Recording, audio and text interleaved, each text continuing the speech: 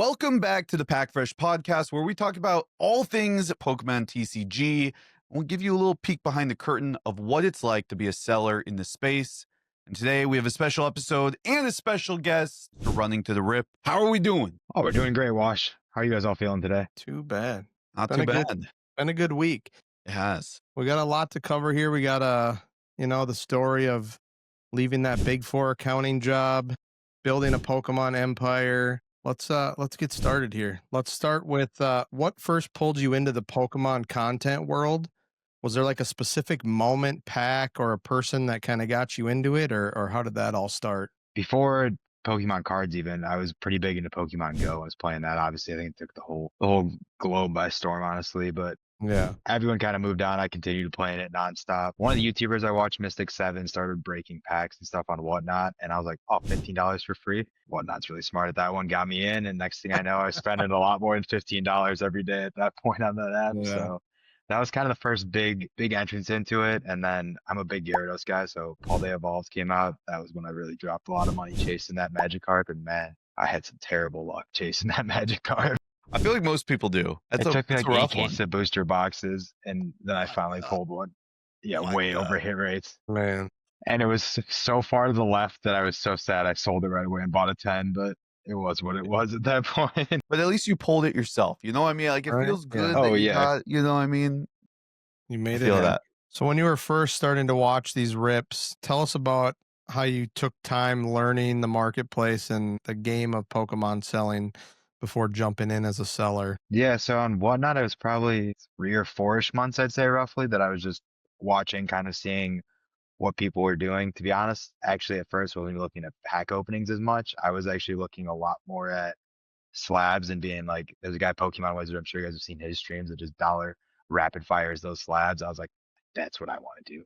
I want to rapid fire these slabs. And then the more and more I got into it and started researching more and more, like you said, I just realized I don't think I'm someone who can sit there and scream behind a camera and convince you guys to bid up my stuff. That's why I never do dollar starts. I don't have that energy to be able to do that. So I'm more of a chill thing at that point. But like you said, those kind of then pushed me down the pack opening streams little by little. I was like, I think this is where I belong. This is more my energy at that point.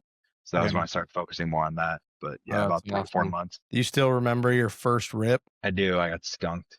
0 Yeah. for 5 on a 5-pack bundle. That's why honestly I give away hits almost every time people don't get something, or if they buy enough where it's like, you guys know we have to make some margin, but if it gets to a point where it's like there's more than enough, I'll definitely throw a free pack, because I still remember my first one, and I'm like, oh, that still stings to this day. No one. Yeah.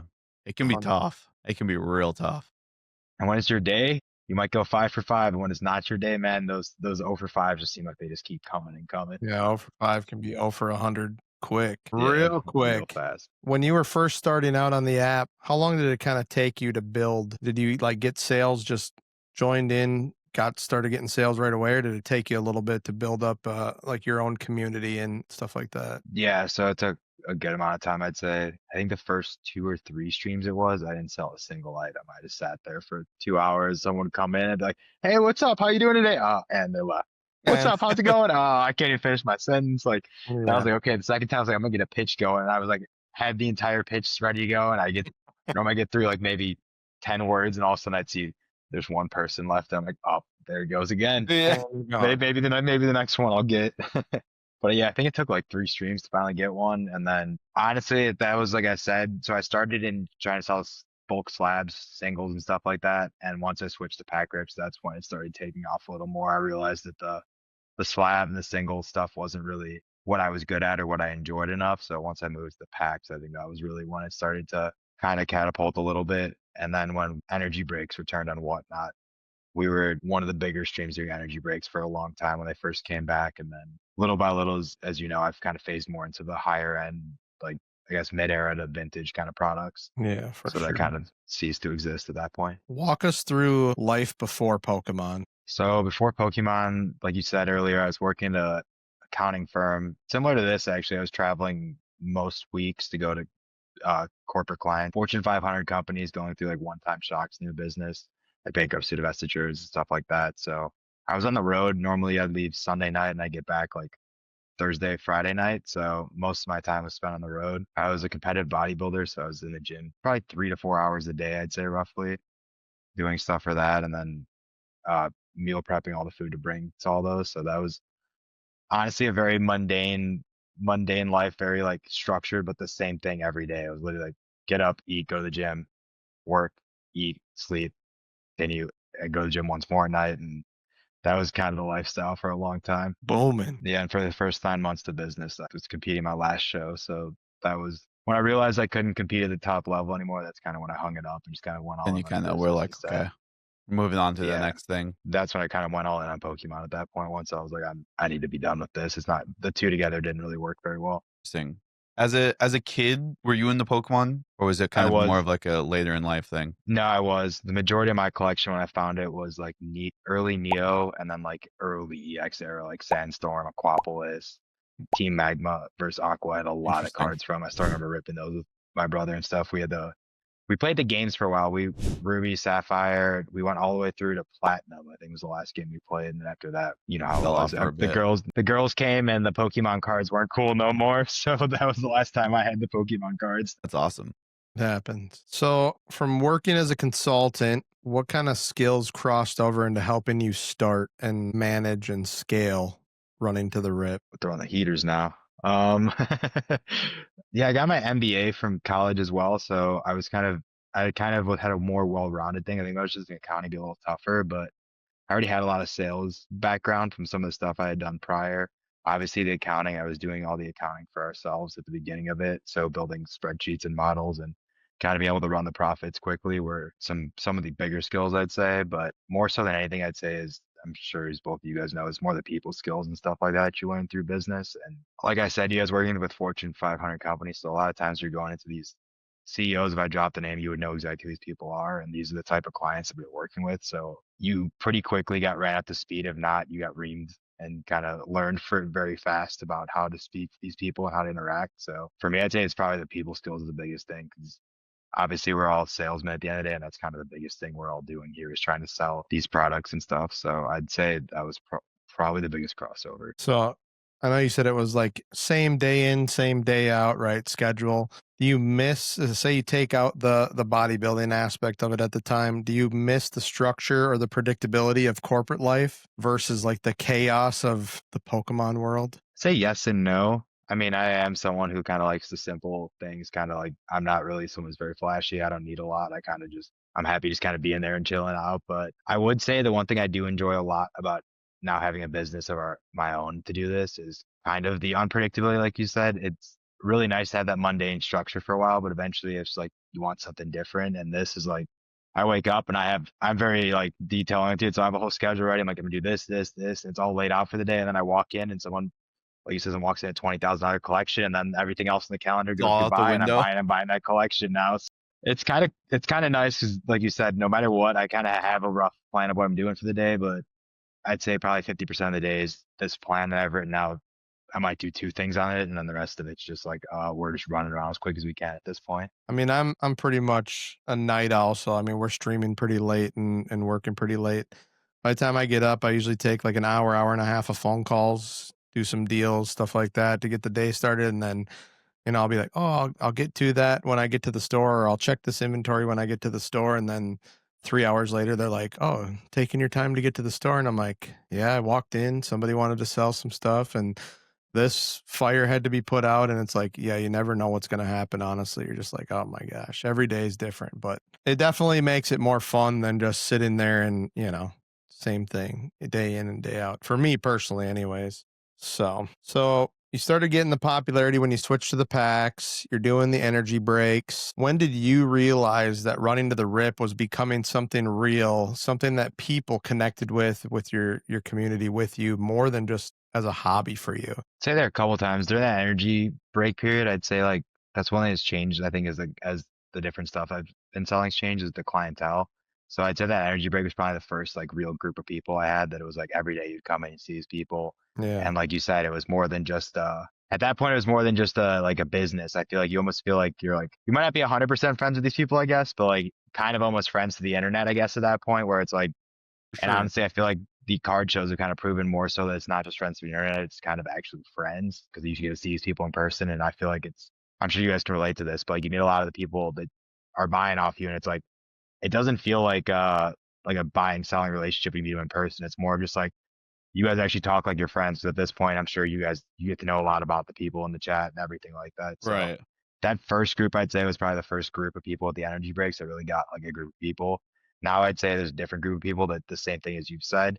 It's more than just like a selling aspect. It seems like it's more of a community and stuff like that. So I'd say the first time was like last winter, and then now I'd say probably from the beginning of this year on has been like a new group of people where it's kind of the same thing. It feels like a giant community and stuff like that. You guys are perfect examples of that. I think I met both you guys at the beginning of this year, and it's just you see these people maybe not every Right. weekend, I guess, but Close feels like it's enough. every Yeah. weekend at this point Sure. now. Yeah, so every couple weeks, like you said, is I don't know what day today is or what day tomorrow is anymore, what's going on per day, but I see people pretty often, so that's all. That's true. And like you spend so much time with like the community on stream, right? It's like kind of like what you said, you know, I don't know if you like always consider every single person in your stream a friend, but it's like at some point they really become that. Like they know so much about you and you really start to learn a lot about them because, you know, it's not just I mean, your stream is very similar to mine where it's like people are in there hanging out,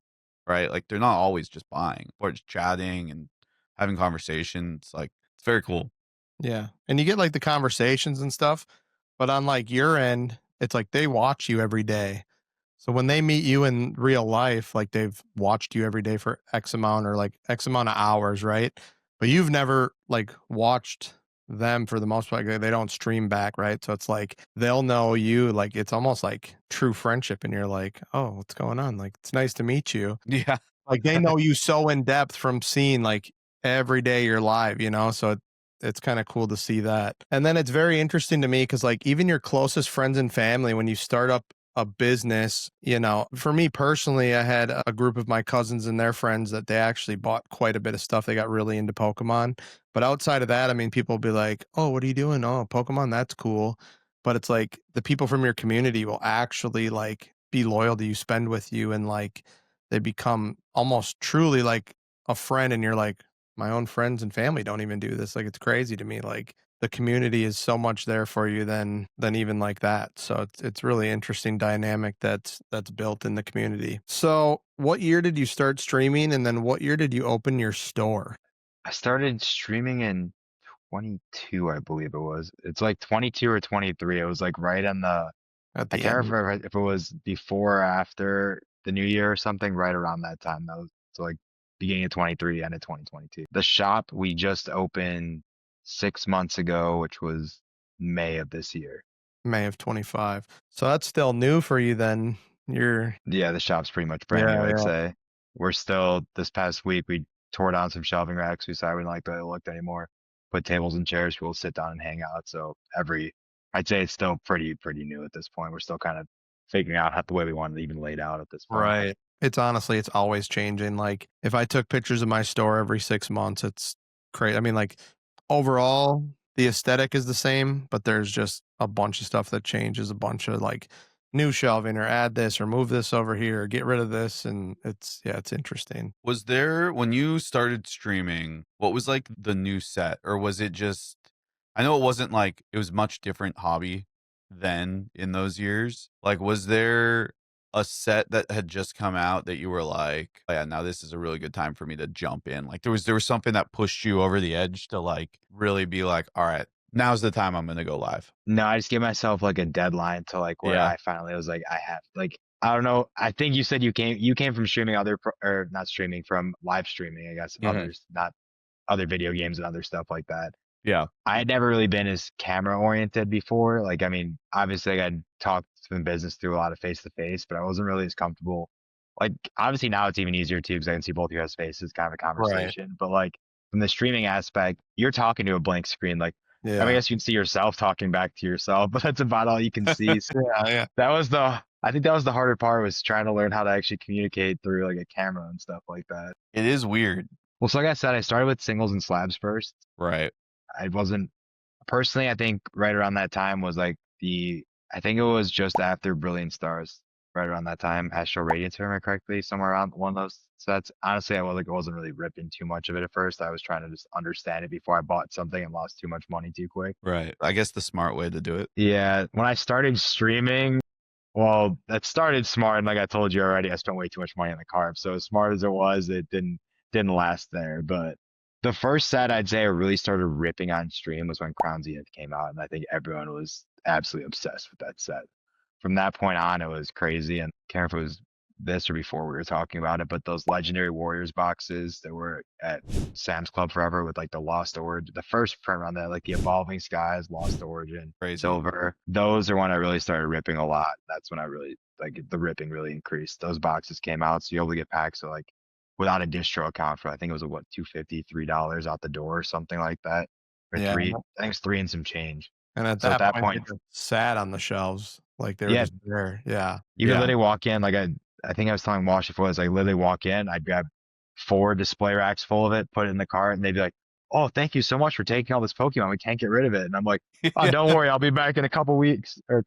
And then little by little kept just decreasing the size of it. But yeah, it was, you guys know those days too. And it's the one thing that's crazy about people nowadays in the market, they're never going to understand the same thing. But literally the stuff was falling off the shelves. Like you couldn't get it. The 151 UPCs is the one thing I still remember is the craziest thing. Those things they were were- sitting at Costco for $90 for Yeah. 4 or 5 months at For least. months. No one wanted them. They were even discounted from that at one point at mine because they were not moving. And then like they were sitting on Target shelves. I remember just pushed all the way back. They had to like tape the front so they wouldn't fall off the front. Like it was crazy. There's nobody wanted them. I mean, I wouldn't even buy them. Like I wanted 151, but I was like, oh, I'm not paying $130 for this giant box. Like there's Yeah. no way. I would buy it and break them down is all I'd use them for. Because at that point, the like you said, as cheap as they were at $90, you literally in the 151 packs for like $5 after you sold the promos off and like the Yeah. ancillary stuff. So it was like it was a good way to get packs for cheap. But either way, as like you said, I wish I would have bought hundreds of them, but It would have been great. I would just buy enough to break down for packs. Once I was good on the packs, I was like, I'm good. I don't want any more of these things. I don't Yeah. want to see these Yep. ever again. But Charizard UPC was worse. Like I remember it after the holidays when that one came out, they literally had it at all the Targets for less than distro charged us to get it into the stores. And I was like, Crazy. oh my gosh, that is insane. the first item that really hurt me like that was that Paldean adventure chest. I remember I had like 10, 15 cases they asked me to take. And I was like, yeah, I'll move these, no problem. And I remember looking at that damn Pikachu figure in there so many times. Like, what did I do to myself with this thing? It's a cool item now. I mean, I It is, yeah. I it always is. really like. It's just such a weird one. I think people Okay. don't even know what's in there. I think that's part of it. Yeah. And back then when the item came out, you were begging to sell anything at that point. Right. So it was a When it was tough like market. oh, there's Paldean evolved. Like it's like okay, and then it was like Obsidian Flames. I'm good. Like Paradox Rift. No thanks. Like Yeah. Yeah. base Scarlet and Violet base, please. Yeah. Wow. Thank you Pikachu so promo's much. cool, but like I'm good. Tell us a little bit about when you were kind of building the business up and you started getting recognized at local events and like Chicago Collecticon being a big confidence booster for you and growing the business. Yeah, so I'd say the card shows started probably 9 months or so after I started, 6 to 9 months after I started streaming. I got to the point that I couldn't find enough diversity in inventory because, like I said, you could go to the Walmarts and Targets and grab the stuff off the shelves. But at a certain point, it was how do I get some of this older stuff or how do I get some of these other packs? And that's when I started branching off into more in the XY Sun and Moon era stuff. So that was products I had to go find at these card shows now, right? Because you're not going to find that in shelves at Target and Walmart. Maybe under the shelf, you might find one pack if you're lucky. Yeah. But yeah, that was when I really started going there. I'd say pretty quickly people knew who I was because I'm sure, as you guys know, when you go to a card show and you're walking around with a good amount of cash and you're looking to drop on product, I'd say they notice you pretty quickly when you're walking with substantial amounts of money and buying massive collections off of people pretty quickly. So I'd say that was pretty fast that people had an idea. But it started with, honestly, I started with one of my friends. He gave me a half a table, and then eventually it was like one table because from the streaming aspect, all I was focused on was a sealed product. I had no singles or slabs really, maybe a couple I had for the PC and stuff like that. But you can sell those off once and then there's none left. And since the beginning, I've tried my best not to sell off too much of the personal collection, try to keep some of it. But yeah, at that point, I'd say that was when it really started to buy and sell a lot of it. And as you mentioned, Chicago Collecticon was about, I think about a year. It was really about a year after I started doing shows, maybe 9, 8, 10 months. And that first one is when I'd say we really realized something was starting to pick up and starting to go. It was biggest sales we ever done, like exponentially better than any show before. We were slammed the entire day, no break to eat, drink, or do anything. So at that point, I think we were I'd say that was when I was pretty convinced that, hey, this is actually here to stay. This is where it's going to be something we can consistently do. Real. Those are my favorite days in sales. You're eating lunch Yeah. at 7 p.m. That's the best. You say it's the cash, right? You say you're recognizable by the cash, but we know, and a lot of people are curious. I think it's the suit, right? Tell us a little bit about the suit, how that came about and how that became a thing. Yeah, the suit. I actually pulled it up as a joke and showed one of my friends, and I was like, "Look, I'm gonna rock this suit." And obviously, we all joked around, and then showed a couple more people, and they're like, "No, you should actually wear that thing." And I was like, Yeah. "Oh!" And I still remember the first time I finally got it in the mail. It got here. I was like, I put it on, and I was sweating. I was like, I look like a clown right now. Like, there's no way I'm about to go walk out the house like this. And I got my wife sitting there just ragging on me. I'm like, "Oh no, this is Man. what was I doing?" And like you said, I wore it to the one show, and then after that, everyone's like, the next show I showed up and I wasn't wearing the suit. Yeah. So I was like, the first one I was sweating the whole day. I was nervous. I Yeah. was like, I don't know what I'm doing in this suit. Everyone else is wearing like sweatshirts, sweatpants, jeans, like just looks all casual. And then there's just one dude in a bright Pokemon suit. But the second event, like I said, I showed up and they're like, "Where is it?" I'm like, "Where's what?" They're like, "The suit." And I was like, "Oh, that was just something I just did for a joke." And they're like, "No, you got to keep wearing it. Like, you're the Pokemon suit guy."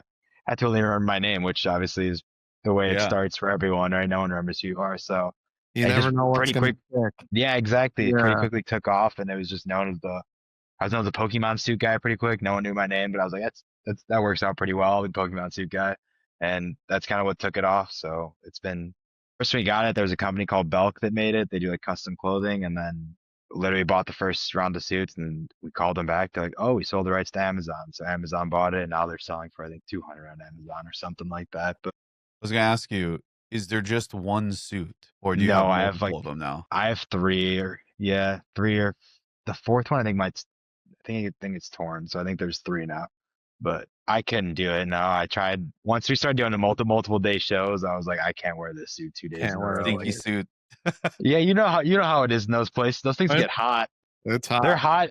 They're hot in sweat and shorts and a t-shirt. So you can only imagine in his full suit and pants. They get really hot sometimes. That Cleveland Crazy. one's still one I'll remember more than anything. I think I it was was like gonna 90, say, 100 degrees in there. I took that suit off a night and it was stuck to me. That thing was not moving at all.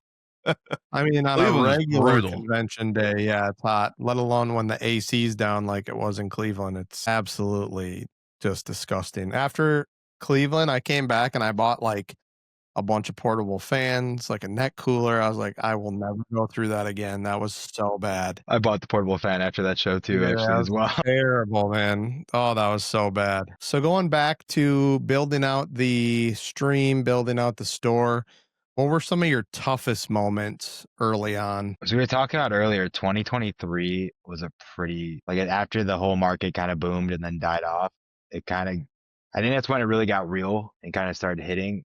That was like right when I started really jumping in.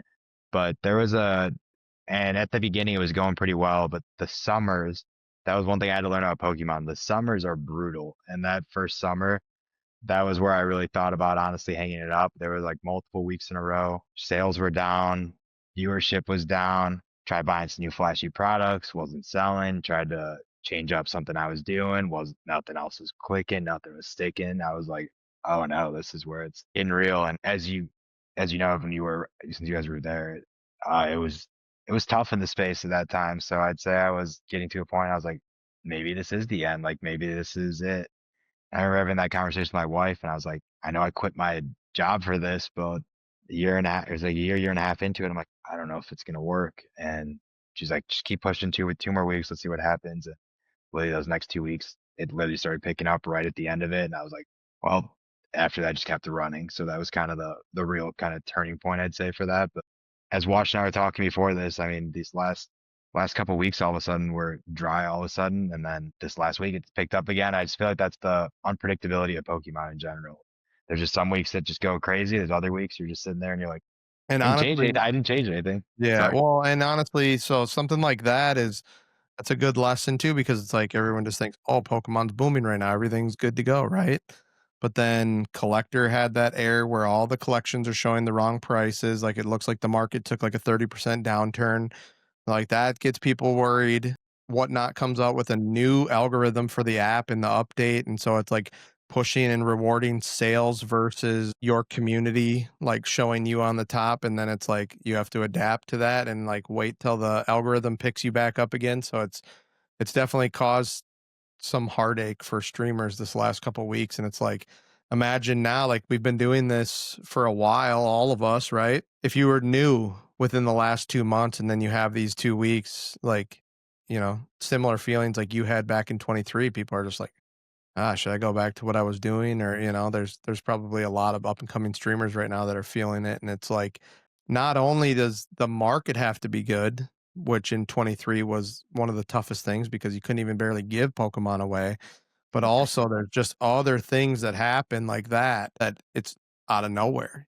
When we started on TikTok, we were streaming, it was a lot of sports, but I mean, TikTok was booming. They were giving coupons to everybody, free shipping. It was crazy, right? I mean, we were selling a lot, like a lot. And I remember we put up this Star Wars box. It was like a box we sold for $40 or $60, something just dumb. Opened it up, like 30 minutes later, they banned our account because it's a Disney product. And it took like 4 weeks to get our account unbanned from TikTok. Like it was crazy. And it's like the amount that we lost, like it's like just stuff comes up that you have no control over. We lost so much. Like we ended up, our TikTok rep was like, start another store. We went on a different TikTok, but like we didn't have the same community and it was like a really big building time. So it's like it just hurt like our entire like growth for like a month during like a very key time in TikTok. So it's like you just always kind of have to adapt. You always have to figure out all these issues that come up. But that's it's a good point, I think, for people that are just thinking about doing it or just kind of getting into it and kind of trying to decide if it's for them or not. It's like, you might give up or feel like giving up, but a lot of times, I'd say 8 out of 10 times, right? We'll leave a little bit of room there. 8 out of 10 times, I feel like it's worth not giving up and doubling down and keeping going. I mean, that was something I was going to say too, is like, there's a lot more to like the streaming side of things, like the ups and downs. It's a big mental toll, right? Like there's a lot of, I mean, there's just tough times with it, right? I mean, you have a couple of weeks and you're like, oh my God, like what happened, right? Like Yeah. how do you deal with that? Or do you just kind of ignore it and keep chugging? I'm sure you're kind of the same way. It's one of those things at the beginning. I think it's a huge mental toll.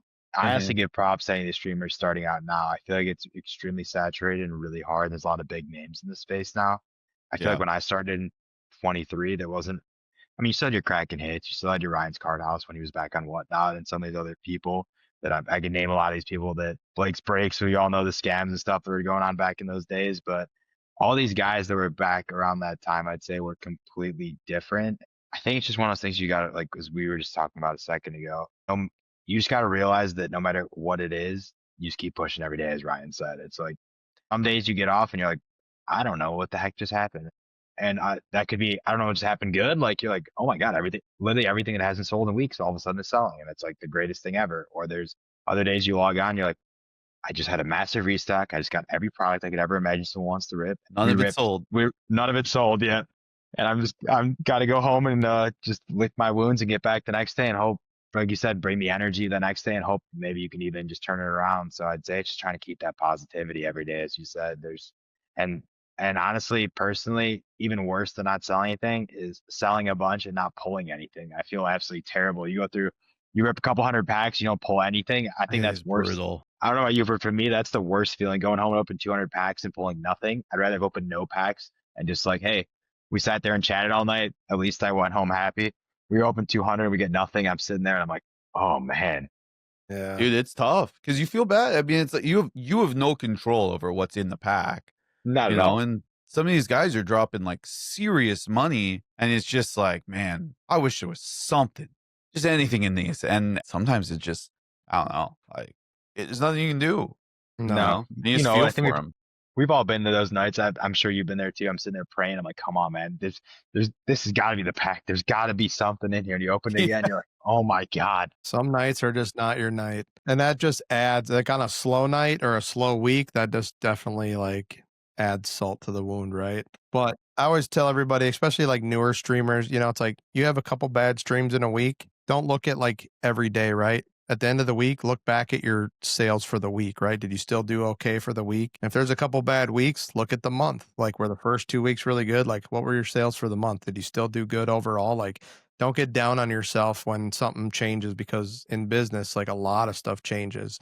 If you start getting into 2 quarters and your sales are down, it's like, okay, you probably need to change something or do something, right? But it's like, if you look back at the last month and there was 2 slow weeks, 2 good weeks, or 1 booming week, 1 average week, and 2 bad weeks, you're still going to end up okay on your revenue for a month. So you're not doing too bad, but just don't get down on yourself when it's just something so small like that. That's a good way to deal with the ups and downs. I think you hit the nail on the head right there. Yeah, you just kind of look more macro than micro.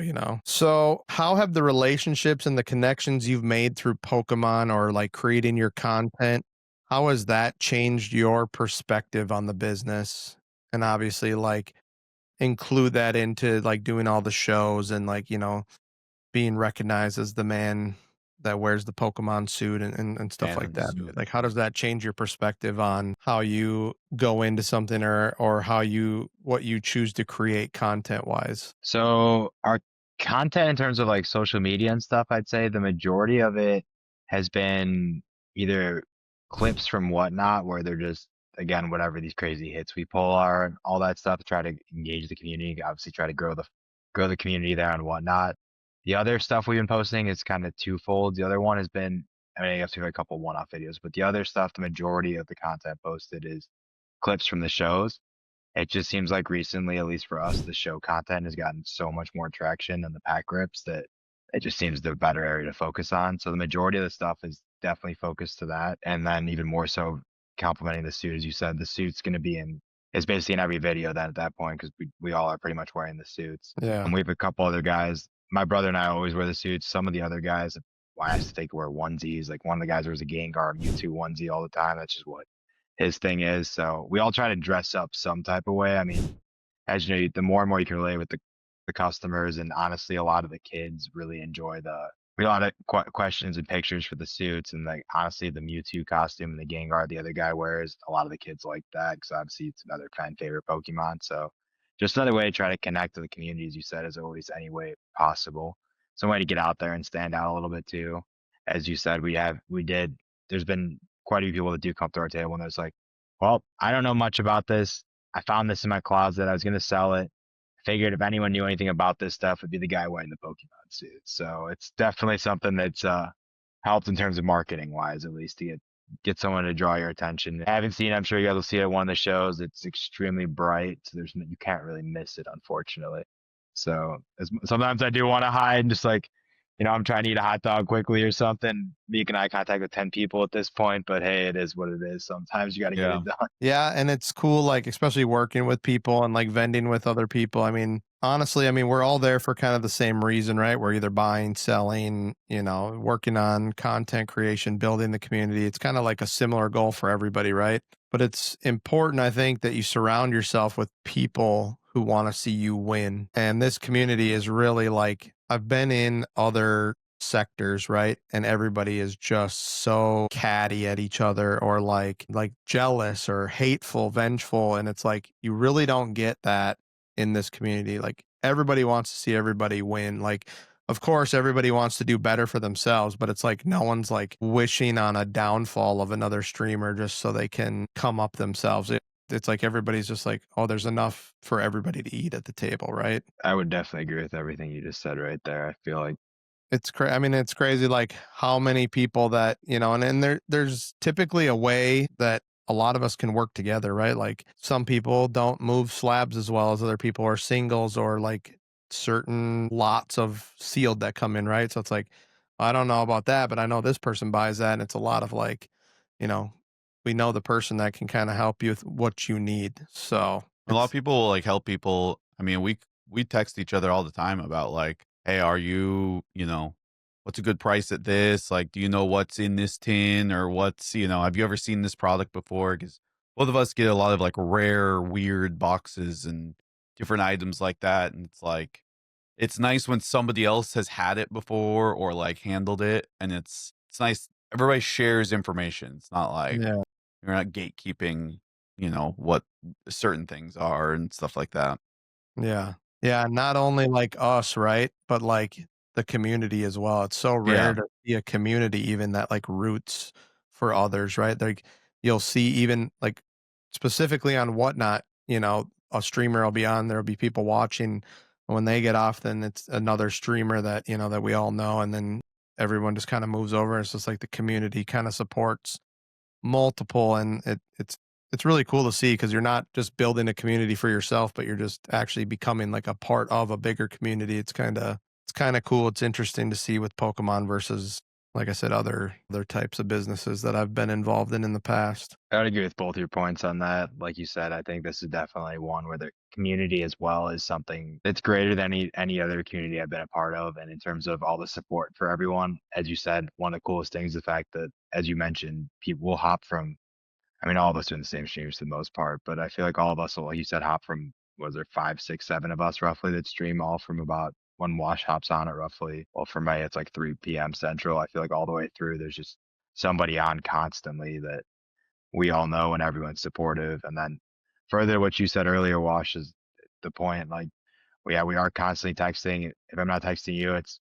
some of my other friends I've made in this hobby and stuff. And it's, hey, what are you selling this? Like you said, what are you selling this product at? Because it's a part of the market I think a lot of people don't understand, don't know about, because the vintage market, there's not very many, like anything modern, right? You go on TCG Play, you look it up, there's hundreds of sales every day.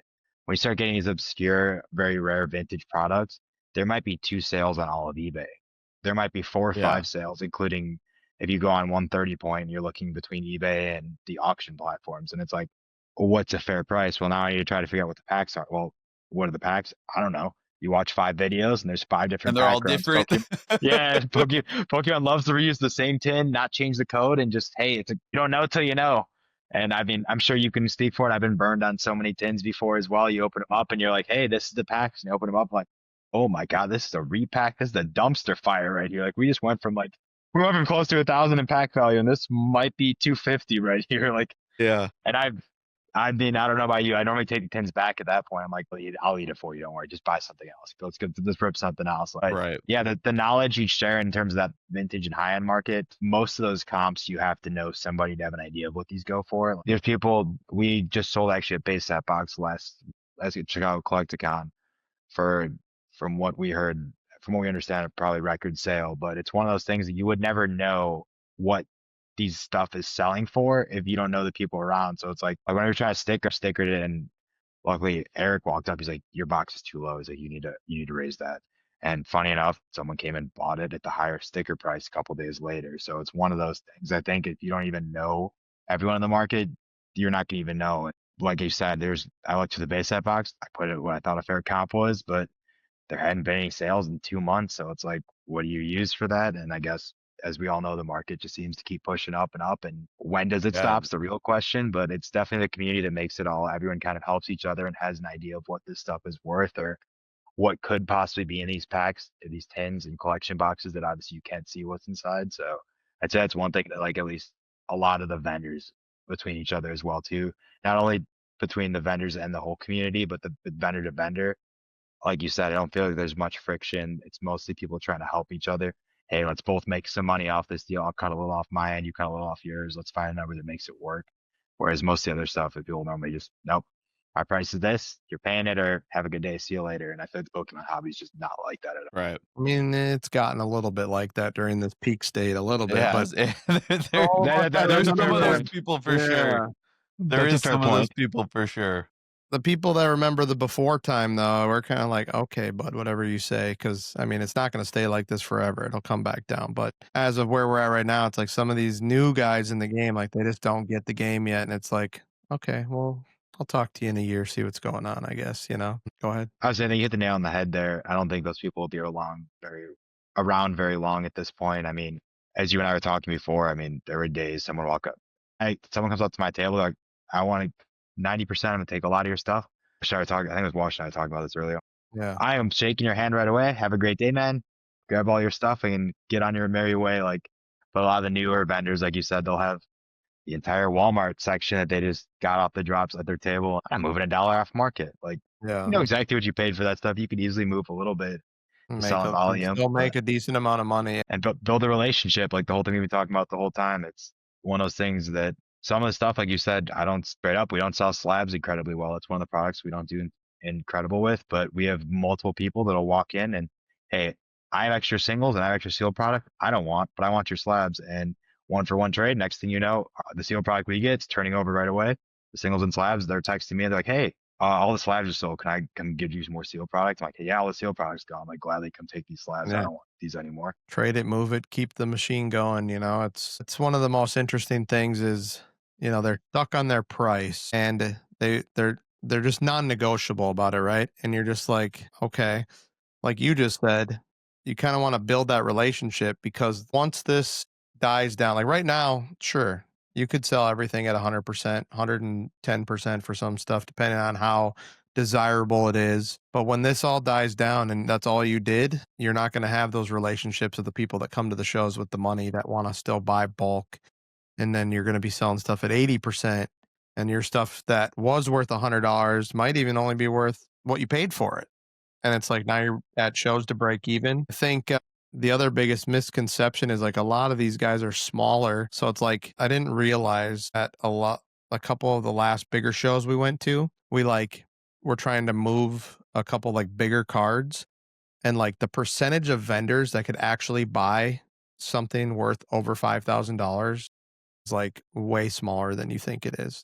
Because you would think everybody could, right? But I bet it's only like 30% of handful table. of people. It's crazy. Like you would think like, yeah, 5,000, like why would you, of course, if you're setting up, you're doing all this, you could do that. But it's like, you would be so surprised. People are like, yeah, I wish I could buy something like this. It's like, that was a big realization for me at like the last couple shows. I was like, you're the same guy who wants to sell this at 100%, but you like, that's why, because you can't move none of this stuff. If you would move that at 90, 85, and you only paid 60% for it, you're just making 30. Now you're growing. Like, but if you're not growing, you're just, I'm going to hold out for 100. It's like, okay. I had a big deal in, where were we? Card Party in Seattle. And the guy was at 10.5 and I was at 10. I came up to 10 from 9,900 on my offer. I ended up going up to 10.2 and he wanted to do 10.4. And I'm like, no. I'm like, 10.2 is my top, and walked away from the deal. And like, as I was doing the deal with him, I was talking about it, right? And he was telling me how he's had these cards for like 4 months, doesn't move any of them. He does these small shows. He had like a Moonbreon. I'm like, 4 months? These cards have almost doubled, maybe tripled some of them in value in 4 months. I was like, Or more. In some 10K. cases. And he's like, this would be 10 times bigger than my biggest deal I've ever done. And I'm just like, over $200, you're going to walk away from that then? And I did. I ended up walking away. We didn't close the deal. I was like, no, I'm not coming up $200 more. Because it's like the percentages that I work on are so small. It's like, I need a little bit of room too, right? Like you're winning massively on this. And then, you know, it's that new vendor mindset. It was a 3-day show, 3 or 4-day show. It was like Friday night. We had already vended like a whole day. And then, but they just think like, oh, we're gonna sell out.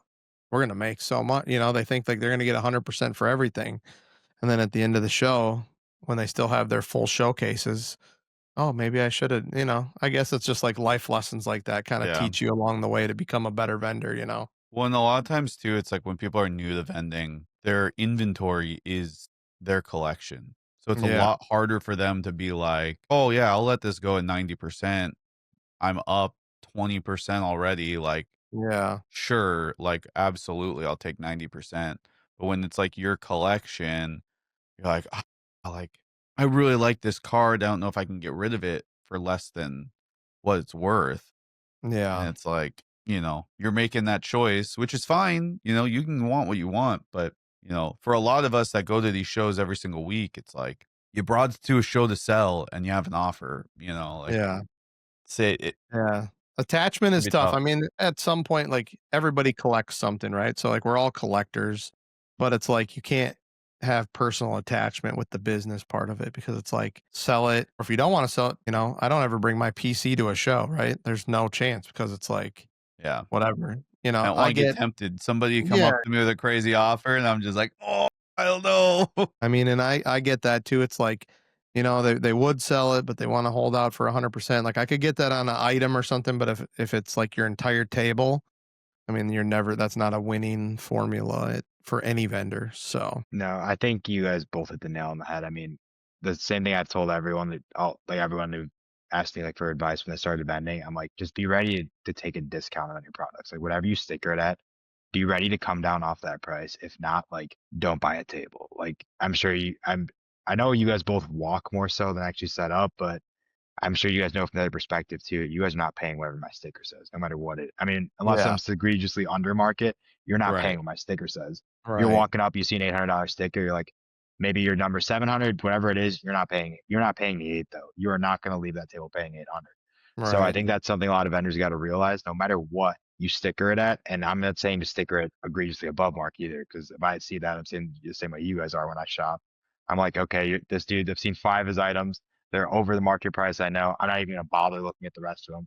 I'm just gonna assume the rest is definitely sticker close to market. But what I'm Yeah, saying is be ready to accept, like you said, 10% off, yeah, 5% off, right. 15, depending on what the item is. If you're talking trying to move a liquid collection box, you might need to be ready to accept 15% off. You might have to be ready to accept the 80% offer that's coming up to your table because unfortunately you're not going to move that box and this guy's going to do me a favor and he said he's going to move it. I don't know what he's going to do with it, how he's going to move it, but he's going to find a way to get rid of this thing. So Yeah, I think that's one thing that you got to almost realize when you are bringing this stuff. And then in terms of the PC comment, I agree with you guys. I don't bring much of my PC anywhere because I don't want to sell it. But if you're still attached to it enough to the point that you will not let it go for less than market, it's probably not worth selling, in my opinion. That if you're that attached to it still that you want full market value, you're not willing to take a haircut, it's probably not a product you should be looking to sell. Like we all do have stuff, like you said. Hopefully, everyone in here is all collectors first. I mean, I think that's a lot of us at this point. Like we all have cards that like I want to own this card one day. Like there's some of them I already do own, which is great, but there's still more that every day I'm like, I'm working to this business in order to afford That car. this card that I've been wanting to put on my mantle forever and just like look up and be like, that's mine. Like, yeah, that card is yeah, awesome. Like and enjoy it every day. But it's like I think that's what keeps it going all the time is that drive for hopefully one day I can have that card. yeah. I mean, then the landscape's changing. It's a lot of new vendors, which they'll learn the lesson in the next dip that it's inexperience, and that's how you kind of learn and how you grow. But coming in at a time like this where the market's just booming is like crazy because this is when you start, like for you starting in 23 was perfect because it was, or 22 into 23, that's perfect because it was slow. So like how that system works. You learn like the ins and outs. Now it's like a waterfall, right? Like it's at the top, the peak of the mountain. When it comes back down, how to adapt back to that. These guys are going to be like holding on, grasping for what they know, which is only 100% or such a high amount. I think one of the biggest things that kind of bouncing off what you said is they get so attached to a percentage. And in reality, like say it's $1,000 item and they bought it for 600 and they're so married to 90%, 95%, right? 900, 950. You could sell that for 700, 800 and still make money. So it's like, you don't always have to get top dollar for everything. If you can move it, make money, and then take that money, turn that into another investment, sell that. It's like, how long do you hold this one item to get your percentage quotations, right? Or do you sell that and flip that money 20 times before you would sell it at your percentage, and you could be up so much more exponentially over that? That's how I walk around buying too, right? And like people I'll always ask before we get super deep into negotiations. I'm just like, if I buy a bunch of stuff from you, can we work on it? And a lot of times they're like, well, what percentage you want to be at?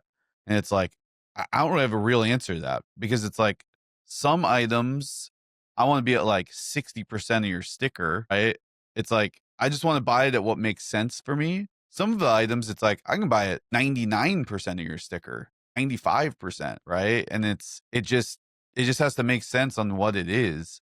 Yeah. There's some things that have more room than others, some things that, are just undervalued, and I just want to hold on to them for a little bit and back stock while, the market kind of catches up to them. Yeah. But it's like, I've had these conversations with some of these vendors, and they're like, "Oh, I can only do 90%."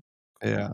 The number, they get so stuck on a number. It's like, sure, you might be able to get to 90% overall, but it's like some of this might be at 100, some of it might be at 70. It's just like some of the stuff's harder to move. And like, I find that to be the craziest thing is like they get so stuck on 90%. Not all inventory is created equal. Some Very stuff true. is a dog. It is so hard to move. So it's like, if I can come in and take this dog inventory and some of the good stuff and mix and make a blend of that for you, like that's helping you more than 90%. And it's like, I don't know. Like I said, it's a lot of inexperience, but it's just kind of stuff you learn along the way that we kind of touched on a little bit earlier where you're like, I'll sell you these slabs, you give me more seal, then we'll just keep trading like that, and it works for everybody, and that's how you move it. So I think that's enough life lessons. I like that though. That's That was I good. think That was a I good think that was a little good one. spin-off. Yeah. Yeah. In terms of like you're saying the percentage and stuff, we try now our best we try to get away from that honestly, because like you're Yeah. saying, it's not yeah. the synopsis you guys had is perfect. I think in just closing is not all inventories created equal. Kind of like I said earlier with the example of the bad collection box. Like collection boxes are one of those examples. I feel like the product's not created equal. I'm sure every day we drive the booster box, the collection box. You're taking the booster box every day, and it's just it's one of those things of the same thing back to singles and slabs. What can you actually turn over and move? We're all different. That's one thing that makes this hobby so great. You might move singles and slabs crazy. My friend over here moves sealed like it's no other day. Well, this guy over here, he dollar starts all the singles and he can move through 5,000 cheaper singles in a matter of 2 days. Well, this guy, he does high end singles. So it's like there's just so many different facets to the market. It kind of makes it interesting that everyone can find their own place and coexist. Yeah. And there's a lot of room for everybody. Yeah. The shop, if you guys did want further perspective, as I said, you guys, my brother does a lot of that, and probably he might even be in there more than me sometimes. Obviously, at 5, I hop on the stream, he finishes up in the shop. So if there's something more you guys do on the shop, I can definitely ask Jerry if he wants to tag along for those episodes. He can definitely give you more on the insights on that at some point. But I definitely handle more of the stream, and then shows, I guess, kind of a little more mutual. But Yeah, for sure. All right. Well, with all that said, that was a good conversation. We like to do a little lightning round, a little rapid fire question. So are you ready? Oh, let's make it happen. All right. Favorite Pokemon of all time? It's my boy Gary. Gary does 100%. 100% Gary does. I like it. What's a chase card that you still have never pulled that you really, really want to? Well, Gyarados being my favorite. Gold Star Gyarados, never pulled it. But in terms of something like reasonable, that's not like, I guess that should be reasonable, but something that's actually like kind of more attainable, I still have never pulled the Lovebirds. So that's one that's a good one. Still hunting as well. That's a tough. I haven't hit that one either. Doesn't exist. Okay. I ripped so much team up before it got expensive, and I was like, I still just never pulled it. I pulled so many Gengar Mimikyus, a bunch of the Magikarp Wailords. I just can't seem to pull the freaking Lovebirds. It doesn't exist. Slabs or singles? Selling wise, singles do a lot better for us. What do I prefer to collect? I collect all slabs because I don't trust myself, to be honest with you. I like it. What is something that you've sold that you regret getting rid of? Damn. Well, here's the first one. This is the true one, but we'll edit this out. The wife might kill me for this one. But I sold one of the first cards I bought for myself when I got into this. For my birthday, I bought 3 cards. It was a sequential set of Shining Gyarados and Carps in 10s, like the Unlimiteds. And the other card was the Paldean Evolved Magikarp I told you about that I spent my money on 8 cases of booster boxes, didn't hit it, bought the 10, and we were going to get married. And I was about a K short on the ring. And I was like, back at that time, the Magikarp was selling for $1,000 in the 10. And I sold it. And I don't think I'm ever going to get it back for anywhere near $1,000. Yeah. So that's one that really hurts, I'd say, still to this day. I love that. What's your favorite like hype song, or like do you have a ritual before going live? I don't. I used to, I'd say, when I first started streaming, and I did a lot. And I'd say every day it was kind of like a routine before getting on. After I've opened the shop, as Ryan and I have been talking about a lot, I feel like the store just changes everything, and it's no longer just hey, I have my set plan. This I'm going into. The store is like, I'm working at the store all the way up until stream. So if something's going crazy beforehand, I mean, I've started hopping on late stream. So nowadays I don't really have a great hype up or anything for it. Just kind of get like the energy drink, get ready to hop on and get ready to make a movie, hopefully. Yeah, I love it. All right, You? last one. Me, I mean, not really. I'm so busy in the morning, and then I get to my setup, and I'm like frantically adding things into the store, and then I see the chat's already going, "You're late, you're late, you're late," and I'm just like, "No." That's literally the same way my stream starts every day. Yeah, Try to get stuff in the bin. Please leave me alone. yeah, You see exactly. all the Then get people on start there, I'm like, joining. "Oh, I haven't done giveaways yet." That's the warn every time. Yeah, give me 20 minutes in the giveaways here. I'll get them going eventually, I swear. Yep. All right, last one. Pineapple on pizza. Yes or no? It's a tough one. I'd probably lean towards no, but if someone ordered it, would I still eat the pizza? The answer is yes. So like if I'm with a friend and they order the pizza and there's pineapple on it, I'm eating it. But if I have any say in the ordering, I'm not ordering pineapple on pizza. Like But warm it. pineapple is good still. I just don't know if it goes with It the pizza. Pineapple and ham is made to go together. I just don't know about the pizza. I mean, where were we at? We went to like it was kind of like a Fogo, it was like a Brazilian steakhouse, and they had actually grilled pineapple was one of the things that they Bang. served. It Fire. was good, yeah. Yeah. it was pretty sick. All right, so whenever we have a guest on the show, we always do a pack battle. You chose Paldean Fates. We'll just open up the packs and no pack trick. We'll just start at the front and go to the hit. Good luck. We'll just get to the reverse. Oh, could I maybe win that? I got destroyed. I definitely did not win that one. Got a little baby shiny. Baby shiny. I Yeah, got the code scroll, but my hit in the pack was only this little hollow here. Like that though. I think this might be one of my first wins ever. I Fire. took the big L. I took the big We L. all on we this all one. hit something though. We take that. We did all hit, yeah. Okay, now I need It was to the find out second what's in this pack. other pack. It was really quick. definitely in the other one. That's what I I was gotta saying. find out what's in this here. Oh, And just bubble Mew. No, there's nothing. I chose the right one. We'll take a consolation Hey, prize. there we go. We'll take a consolation prize, a little something. All right, with that, that's going to close us out for this episode. Thank you, everybody, for listening. Thank you, Running, for coming and joining us today. It was an awesome conversation. You can find him on Whatnot. You can shout out your socials and everything as well. Check out all their videos, all that stuff. And yeah, it's been a fun one. Thank you That's guys so been much for good. having me. Yeah, Running to Rip Catch on them. YouTube, Instagram, all the whatnot. Appreciate it. Thank you guys for having me. Of course, yeah, and we'll put your main links down in the description of the video as well as our contact information. Check it out, and we'll catch everybody in the next one. Peace. See you guys.